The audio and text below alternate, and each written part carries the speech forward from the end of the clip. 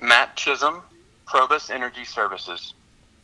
Thank you for joining the program today. We're going to talk about all things energy here. Well, not all things energy, but many things energy. But let's start off today by talking a little bit about Probus Energy Service, what you guys are doing out there in the world of energy.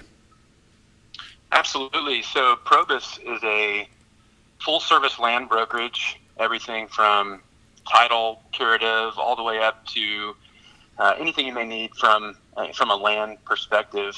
But what we really do and what we really pride ourselves on is we think that we're really, really good at relationships. And what I mean by relationships is not just the interpersonal between me, you, our client, but really the way we think about relationships is that information and data is a relationship. It's just a series of yes/no questions. And we think that if we can be the best at finding the answers to those yes/no questions and really tying in the relationship between land, the owner, land, and an E&P company, E&P companies to the owners. Basically, if we can tie in all those relationships and use that data to make companies more strategically effective, that's really where we think that we're the absolute best in the industry is taking those relationships and making something useful out of that information, making strategic level decisions, or at least assisting with strategic level decisions to make a company, more effective, more efficient. Kind of the analogy we like to use is, we want you guys hunting with a rifle as opposed to with a shotgun and just kind of spraying BBs out there. We'd like you to be precise, the best value for your dollar. So let me go to the first question that I'm sure people have, which is technology, because you say efficient and a lot of other words like that. And of course, technology innovation is the first thing that comes to mind. I'm still going to circle back to land because that's one of the first things you said. So talk to me about how technology and innovation is making companies more efficient in the world of land and that whole thing. Do you know what I mean by the question? Yeah, I love that question. It's actually one of my favorite things to talk about. So in a prior life, I was an active duty Air Force officer. I'm an F-16 pilot by training. And one of the lessons that we talk about in the Air Force as far as a study on technology is the F-4, a classic airplane. Everybody can picture Vietnam era fighter and really a workhorse for the Air Force. And unfortunately, the F-4 is the perfect example of how high technology and the belief in technology above everything kind of was really a detriment for the Air Force. And so, the Air Force put a lot of time, attention into just designing this incredible fighter. It won speed records. It had all these time to climb records. I mean, it was just a marvel of modern technology. Unfortunately, when it went up to in combat in Vietnam against a technically inferior aircraft, I won't say it failed, but it went from a 10-to-1 kill ratio that the Air Force enjoyed in Korea to a 3-to-1 kill ratio in Vietnam. And the answer was we weren't harnessing that technology the right way. We were putting the machine, the technology, above the thought process on how you actually use technology. And so when I talk to companies about technology, I believe in technology. I believe in the things that it can do, the way that you can actually harness technology. But the key is that you have to do it the right way.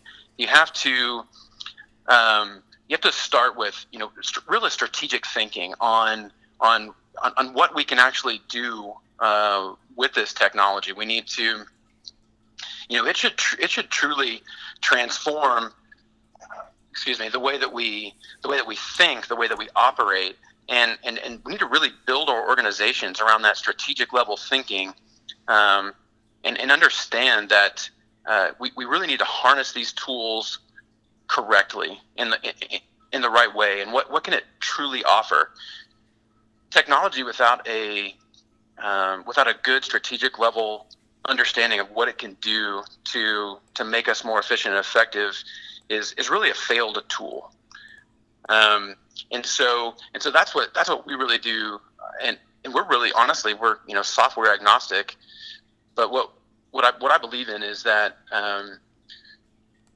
with the way that we can gather data and gather information extremely fast, the way that we can, with certain algorithms, we can filter that information extremely quickly. Now we can take that information and we can and make it useful, but there has to be the human in the loop there to break it into its parts and pieces, understand the factors that truly move the needle when it comes to making strategic level decisions, and put that information back together in useful and interesting ways, and then come up with a concept, a new idea based on that information, assess the theory, and then put it into practice. You mentioned the I was going to say, you mentioned the Air Force defense analogy. I think that's rather interesting because so much of our technology and innovation comes out of the comes out of defense, whether it be the microwave or the internet. The roots of it seem to come from a lot of the investments that are made into defense contracting. Do you see some of the parallels there in oil and gas? Absolutely, I do, and I think that what we do some things really well in the defense industry. We do some things that not very well. Yeah, one of the things that we do really well is when it comes to the gathering of intelligence, and we take a lot of different parts and pieces of information, and we build it together into a coherent understanding of what the threat is. And in oil and gas, we seek to do the same thing. So take a lot of potentially disparate bits of information, whether it is geology, reservoir engineering, the actual situation on the ground, who owns the land, who owns the minerals, who owns whatever, and let's put all these parts and pieces together, and then make a coherent outlay of, in this case, not the threat, but maybe the state of the play, maybe the state of the region, particular tactic, whether it's horizontal drilling, vertical, depending on the play. But that thought process, it is starting to be put into play, and it's all based on, in a lot of ways, how the military intelligence community has kind of set the stage for what's possible of gathering these disparate bits of information from across the in their case across the globe. I find it interesting how many different breakdowns there can be of just land in general. Off the top of my head, minerals, water, surface, regulations. Am I in the ballpark of what you're talking about? All these different angles and slices when it comes to land. That's a lot of moving parts, and when you got a lot of moving parts, it's very hard to get a 5,000-foot view of what's going on.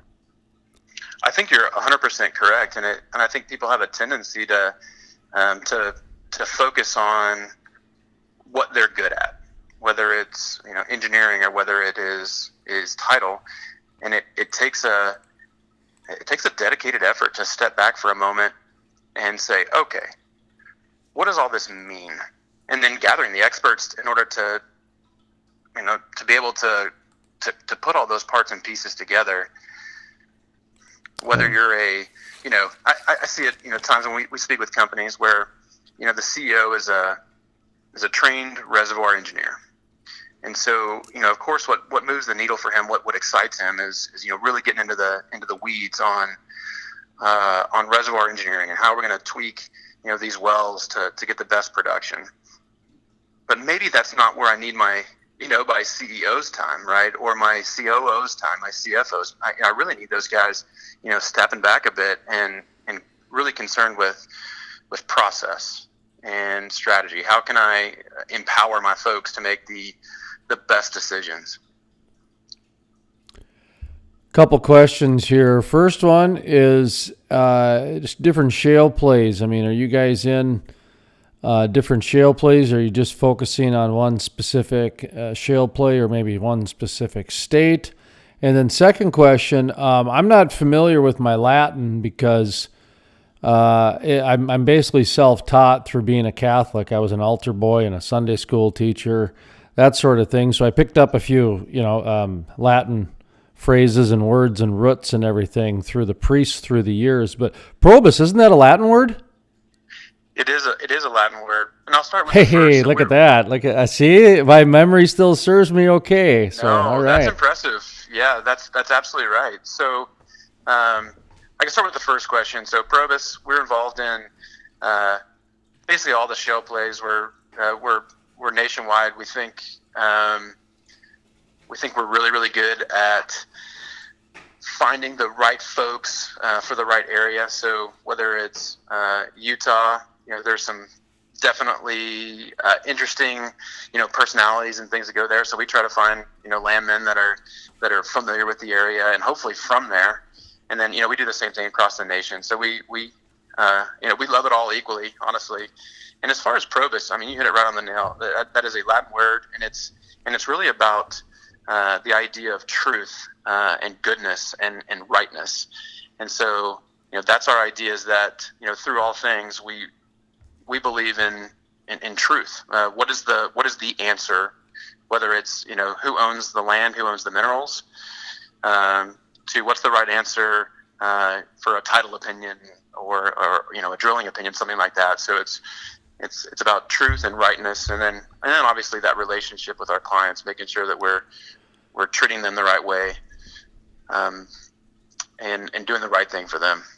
Are you guys just focused on the United States? Are you looking at possibly branching into some other areas? I mean, you mentioned that, the Air Force, and I'm just kind of going by some assumptions of your age. So I'm assuming you're talking Iraq, Afghanistan wars. And so therefore you'd be familiar with the geopolitical oil climate, but at the same time, the opportunities that exist over in there in countries like Qatar and, et cetera, et cetera. So are you just focused on the U.S., or are you guys looking at some international exposure down the line?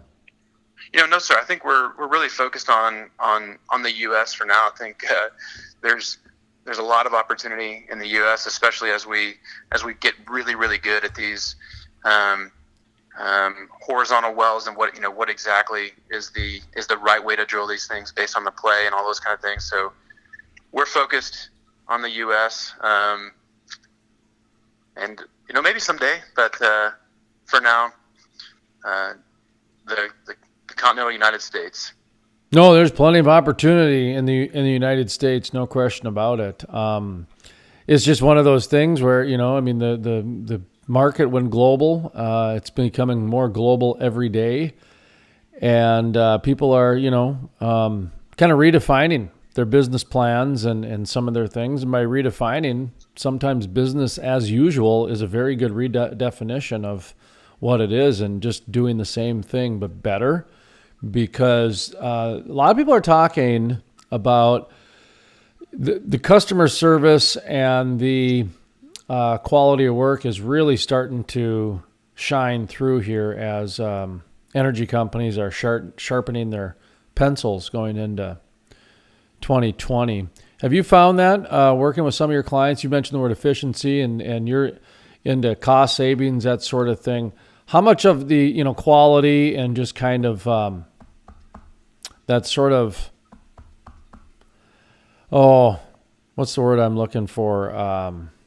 Ethical. There you go. Just that you brought up that word earlier. So just kind of that side of the business going into it. How much of that are you seeing for saving people money? Because being a person of your word seems to be saving companies a lot of dough these days.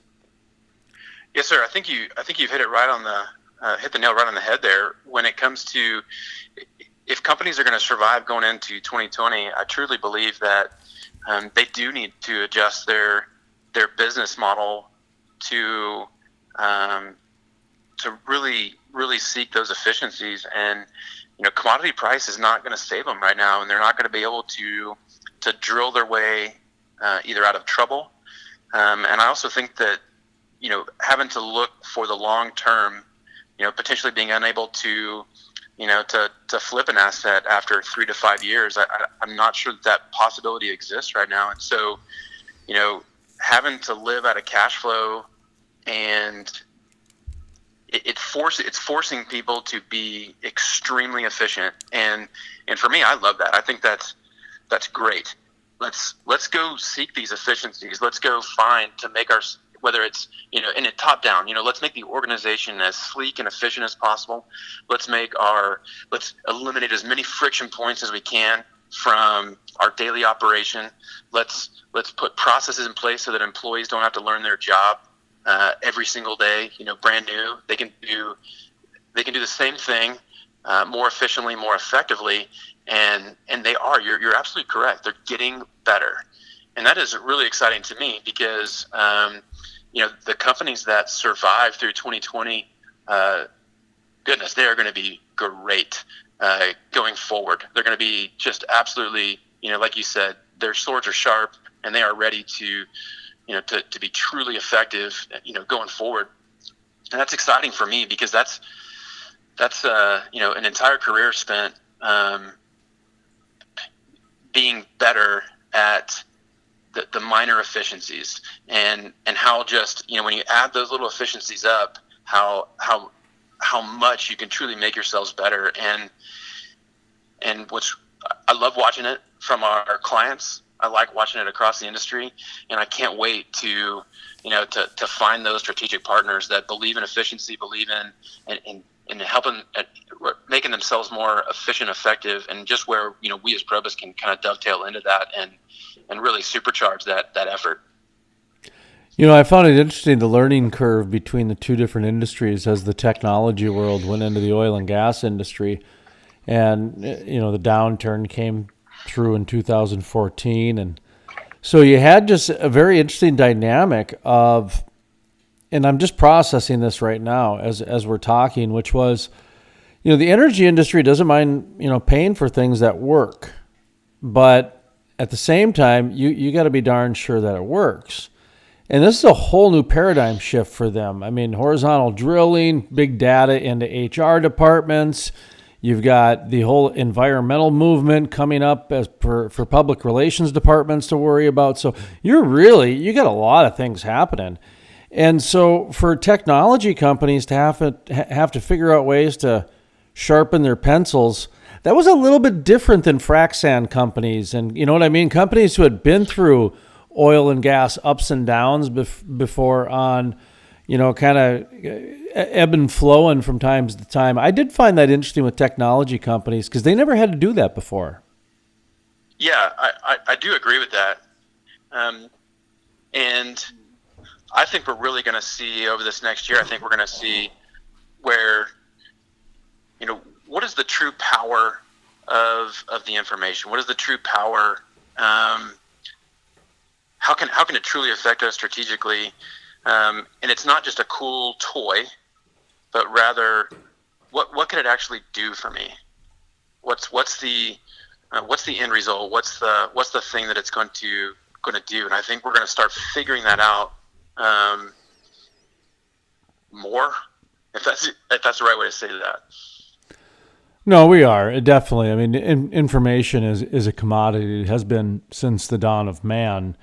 It's just that when it's so free and everyone's got so much of it, it's hard to figure out who has the better steak sandwich as we go through, because there's still going to be a lot of money circulating around the planet. circulating around the United States. And as people go in and out of, recessions and dips of industry, there's just a time when you got to make a better steak sandwich, and you got to figure out a way to tell people about the steak sandwich. So the technology part with the information, I do think is going to be an interesting commodity. Where I'm based out of North Dakota in the Bakken, the whole shale play is based out of the fact that we've been storing information since, I think, the 50s. So every core sample that's been drilled since the 50s, we have a library of it up at the University of North Dakota. And because of that library, the oil companies knew exactly where to drill, what to drill, and how to drill. So when it was $100 oil, it was bonanza to go out and drill those wells, prove, because I think you have to prove it, like physically prove it as well. But they knew it was a sure thing. So you go out there and you prove it, and then in North Dakota, you have, I think, 20, 25 years to go back and re-drill that well.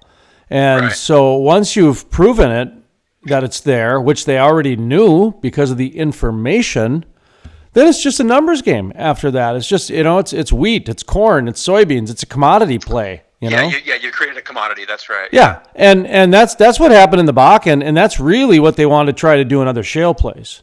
Because once you create the commodity, you got a little bit more predictability when it comes to, the drilling. It's just now you got to worry about the oil prices, which, is about as predictable as the climate. So, and I think you hit on something really interesting there, which is, and it's a piece that I think we miss sometimes, which is, okay, so we know the oil's there, we know how to get it, and then so we start drilling our horizontals, we frack, and then we get our initial results, and then, like you said, in the Bakken, you have 20 to 25 years to work over the well, to make it better, to continue to eke those efficiencies out of that well, and that's the key right there, is that feedback loop, going back from, okay, what's our result? What was our expected result? And then now let's take those lessons and let's apply that forward. Let's continue this feedback loop, and that is what's going to make or break, in my opinion, in the other shale plays, is the ability to do that. Is the spacing right? And if the spacing is wrong, let's not send money after a bad idea. Let's fix it. Let's make it better for next time. And when at commodity prices the way they are now, we have to get a robust feedback loop, up and down the organization, to say, what did we do? What were the results? And now how do we make it better for next time? Who's your customer, by the way? Well, we've got that's a great question. I mean, you don't have to name me specifics, but just, operators, midstream, anyone, the guy who was sitting at the cafe. So we'll take all comers, I'll say that. But, E&P companies are our primary customers right now. And who we're reaching out to now is, we'd like to reach out to private equity companies themselves, as well as, companies that have a fresh private equity commitment. And we think we've really got a really good idea on how to help those folks, specifically based on, their business model, the transition of how private equity dollars are starting to flow into the industry from maybe we're in a live out of cash flow model, as opposed to let's build it up and sell it in 3 to 5 years, and how that's going to change the way that these organizations are structured and how they need to operate to go forward. What's your guys' plan for 2020 as we wind down? Well, first of all, I like to ask people, have you got a story of the year, a trend of the year, an issue of the year? We've had everything from California wildfires to the uncertainty in investors to, everybody's world is different when it comes to energy, when it comes to oil and gas especially. It's a really big marketplace that affects so many different things that pipelines are another one that, was kind of the big story of the year. There's so many stories of the year when it comes to oil and gas. So just from your guys' perspective, what do you think kind of stood out to you in 2019? I think the thing that moved the needle the most for us was the transition in the mentality of private equity investment. And, it seems like a small thing in certain respects, but when the mentality changes, it affects how these companies spend dollars. And as us as a service company, we're the first ones to feel the hit on that from a cash flow standpoint is, okay, these guys need to go make themselves more efficient.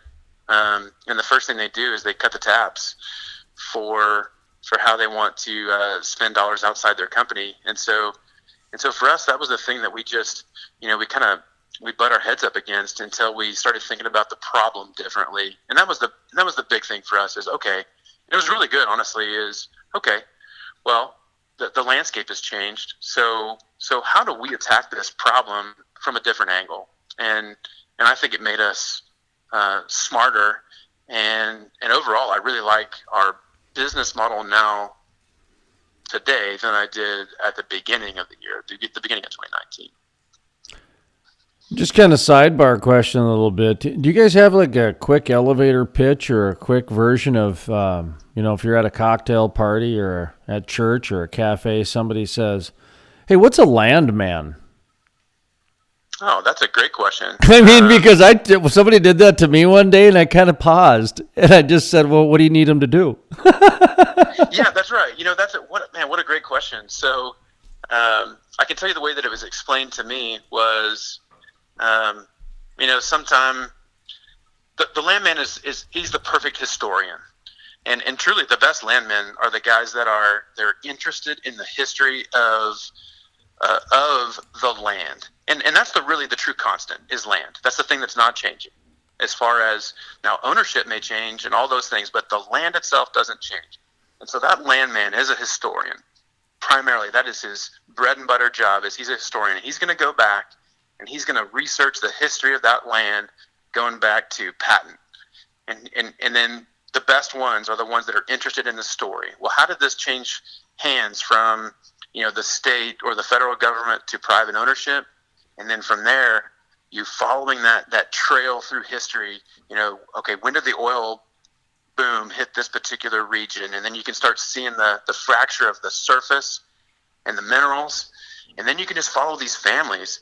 And I love that. The relationships between families, between companies, as you see the rise and fall of these companies, you can see these families, start to, as they have kids and grandkids and great-grandkids and how that land passed down. And so landman he is the historian of the land.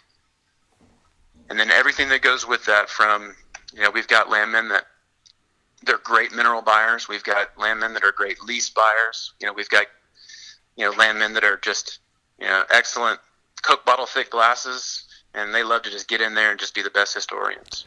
You got time for one more question? I do. Good. Before we go into overtime, good deal.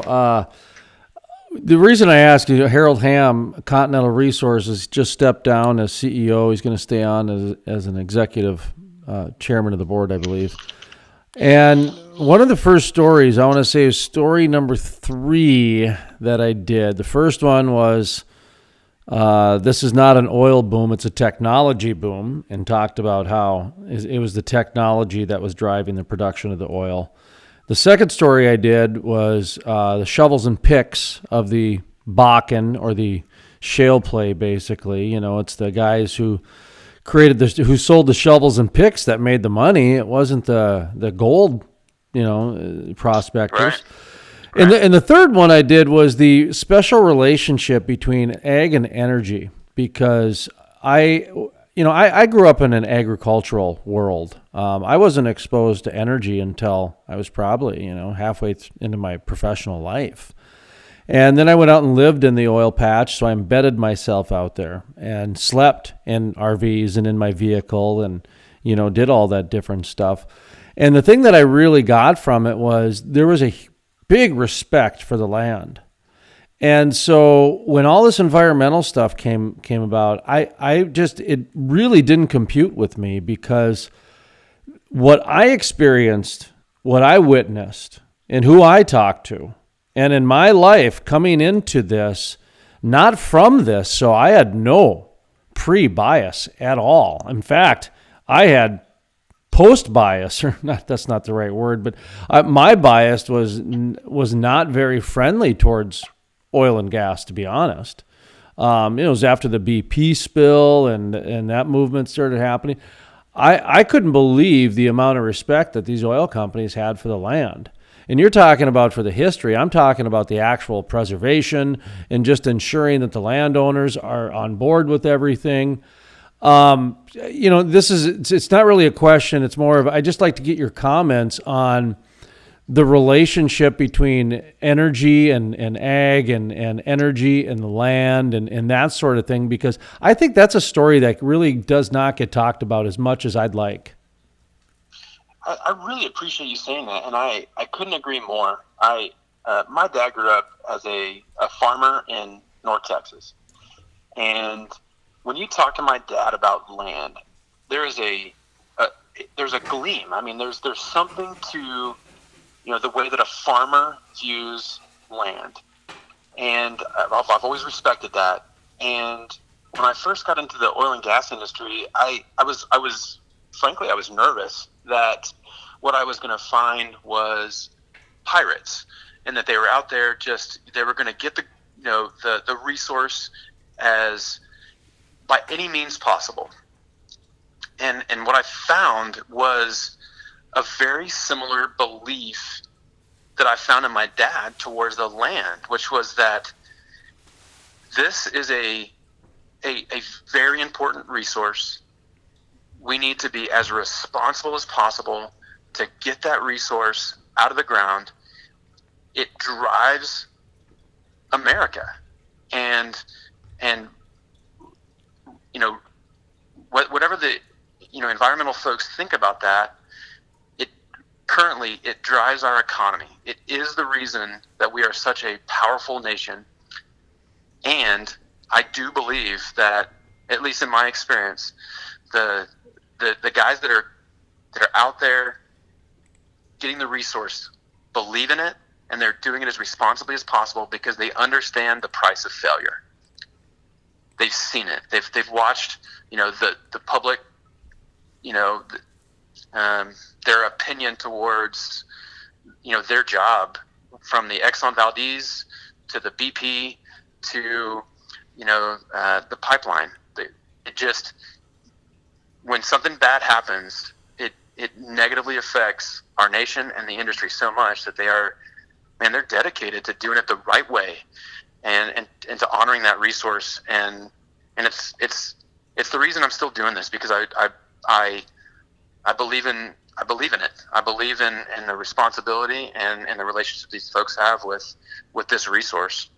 Well, before we give you the final word, the final thought, make sure you plug your website. Now people can track you down, get in touch with you and everything. We'll have to have you back on to tell a story about a specific parcel of land. Make it really like some Nancy Drew story. If that is that a reference? I don't even know. I grew up reading Nancy Drew. I know, I a few of us did, but I'm starting to question my references these days, because I got a lot more salt and pepper these days, so I gotta. No, you're in good company here. True Mysteries, I'm there. So how can people get in touch with you and inquire about doing some business with you if they so choose? Yeah, absolutely. So we're at ProbuseEnergyServices.com, and that's PROBUS EnergyServices.com. And it's got all the information you could ever want on our website, and get in touch with our great business development folks. And we would absolutely love to do work for you, not just the typical land brokerage stuff, but really harness information technology to help you be more strategically efficient and effective, and be your strategic partner there.